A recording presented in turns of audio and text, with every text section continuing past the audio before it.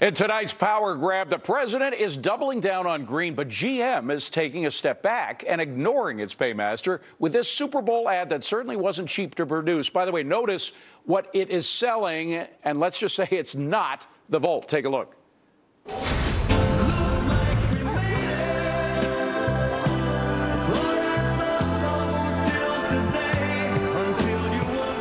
Where's Dave?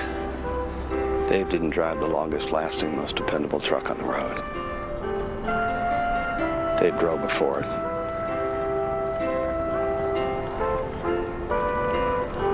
Twinkie? Yeah. Chevy Silverado. From the beginning of your workday to the end of the world, Chevy runs deep. Wow. Well, the car coach, Lauren Fix, is not surprised at that. She says GM is just giving the people what they want, and it's not cars like the Volt, which we have said very often, Lauren, that people just aren't buying. You're absolutely right. December figures were way down. January figures were way down. I guess actually December figures were up, but January was back down again. So is GM ignoring the Volt now?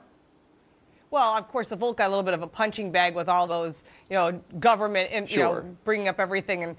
But back to what's selling, GM trucks sold last year 415,000 vehicles. But I have to say this, believe it or not, they sold more than 150,000 more Fords. So they were really, I think it was more of an attack on trying to get sales. Because where are the sales coming from? It's not coming from the Volt. It's not coming from the little Sonics. It's coming from the trucks. And the same thing is true with Ford. And it actually is true with Chrysler as well. The Dodge Ram truck sells very well. And the profit that you get from trucks, we should add, is always much greater than the profit you get from these little small cars, right? Well, none of the hybrid cars from any of the manufacturers make profit. They're not making money on the Volt yet. It's going to take a long time. Even the Prius makes such a minimal amount, and that's pretty much one of the #1 selling vehicles. Ford and their Escape hybrids, they're doing it because of CAFE standards. And what I find totally amusing to the whole thing is if you saw President Obama get in the vehicle, one of the vehicles recently, he sat in a Shelby Mustang, and he said, wow, it's a stick. This car is sick. Okay, so you want us to drive little Econo boxes that plug into the wall, but you want to drive that hot Shelby? You know what? I want to drive the hot Shelby, too. That is what's called elitism. You recommend something for everybody else except for yourself. I don't think the Americans are buying that. Well, the question is, will the administration have to say anything? I mean, clearly, GM is becoming more friendly to trucks now. They're not going to abandon the Volt. Some people wish they would, but they're not going to do that, are they? No, it'd be an embarrassment. And they are selling some, and there are some huge followers.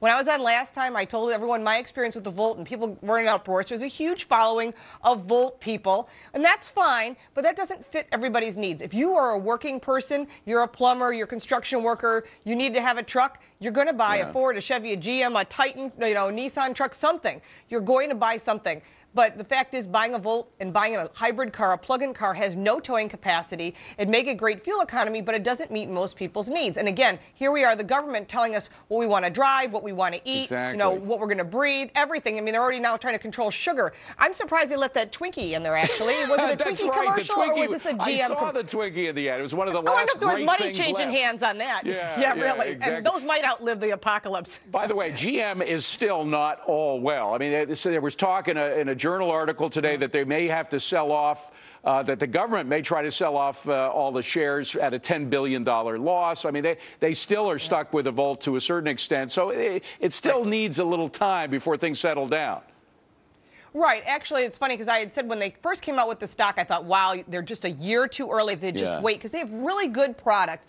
And the problem is, if you talk to people as a whole and you look at what people are actually buying, they're buying what they feel comfortable with. And there are still people out there, especially since this ad came out, that said, I wouldn't buy the car because it's still government motors in their mind. That's not really fair, because they do have some good quality product. And I've test-driven many of the Cadillac is fantastic. And we love the Buick line. We love the CTS. Oh, there's some great cars. Lauren, but you know what? The Lauren, cars I love are hybrids. Because we just want to play a clip of one of my favorite actors, Clint Eastwood, trying to sell Chryslers. Play that ad. Okay. Detroit's showing us it can be done. And what's true about them is true about all of us. This country can't be knocked out with one punch. All right, now that, of course, is an ad for Chrysler, but you would never know it. We didn't see the Chrysler car, and, of course, no mention of the fact that it's now an Italian car company. True, true. And a gifted Italian car company, shall we say. We gifted Chrysler to them.